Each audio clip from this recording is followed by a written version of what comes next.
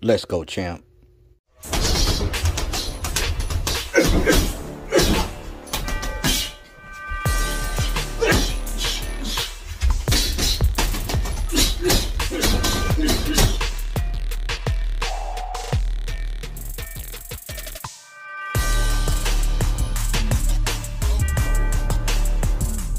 What's good with it, YouTube fight fans all over the world? It's your boy, the realest of the real. Yes, sir, I said it. Real talk boxing.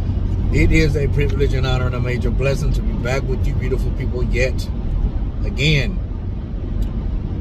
Before I start this video, just want to let you guys know that I got my first MRI done today, my first ever. The back specialist that I am seeing wanted me to get an MRI because they wanted to get a more in-depth look on, you know, the situation with my hips and my back than just an x-ray. And I'm gonna tell you this: if I had to imagine what being in a coffin would be like for 30 minutes, it would be getting an MRI done. I did not like it whatsoever. But nevertheless, it's done, and, you know, we'll get the results by the end of today or this afternoon, something like that. But that's not really what I want to talk about. I want to talk about Terrence Bud Crawford, WBO welterweight champion of the world. Is he the best welterweight in the division? Now, not is he one of the best, but is he the best? Is he the best? That's the question I have had for a long time, that I've asked myself, and that I really wasn't sure of. You know, like recently he has defeated Sean Showtime Porter, or Showtime Sean Porter, who recently retired the night of the fight afterwards. And I still, a lot of people don't agree with me, but I still think there's something fishy that went on that night in that early stoppage. I don't get it. I don't understand it. I still don't understand it, but hey, it's done and over with. He got the win. He got the W. That's all that counts, right? So now the question is he the best in the division? There's two fights that he would have to participate in order to become undisputed, not unified, undisputed, top tier, number one, top dog, and that is Errol Spence and Ugas. Now, with that being said, those two title holders, other than Crawford himself, could he beat those two welterweight champions?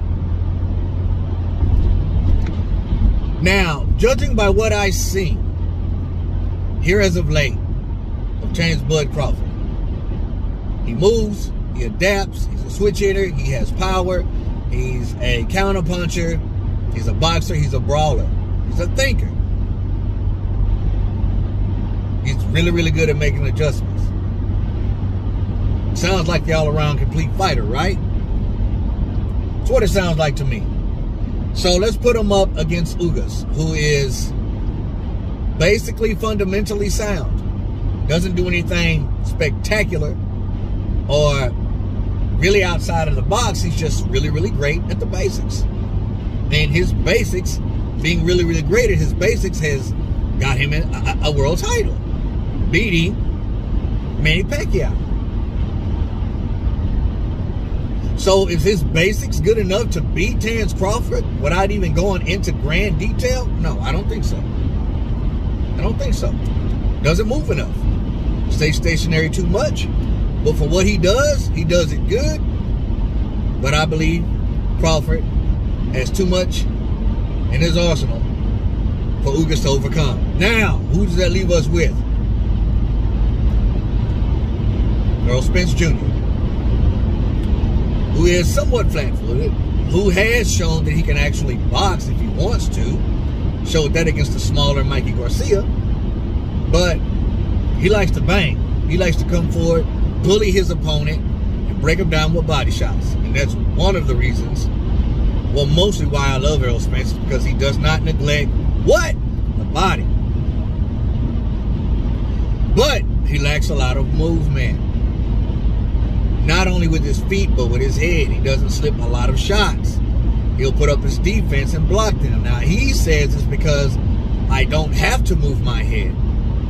But facing a fighter like Terence Crawford, he would have to. So, judging by what Errol Spence has said about what he really doesn't have to resort to, would kind of lead us to believe that we hadn't seen Errol Spence at his 100% ability, having to show everything in his arsenal. Now, that's, you know, for everybody's judgment and what to believe in what he says. Do I believe it? I don't know. But all I know is this: in order to beat Crawford, he's going to have to pull out all his tricks. All of them. That he says he hasn't had to do lately. Now, does Errol Spence have enough to take out Terence Crawford in his arsenal? I'm going to be quite honest with you. I don't think so. I don't think so. I think you need a little bit more than Ugas and Spence to dethrone the undefeated Terence Crawford. The once undisputed Terence Bud Crawford. So there's my answer for you guys. Do I now think Crawford is the best welterweight in the division? Not one of them, but the best? IMO, yes, but that's yet to be seen because he hasn't faced those two champions. Hopefully that'll come to pass. Hopefully it will. We all know how boxing is. Never mind what I think or what my answer is. I want to know yours. Comment down below. Let your boy Real Talk know. As always, respect all. Fear none. God bless. Until the next time, Real Talk Boxing. I'm up and I'm out of here, baby. Peace.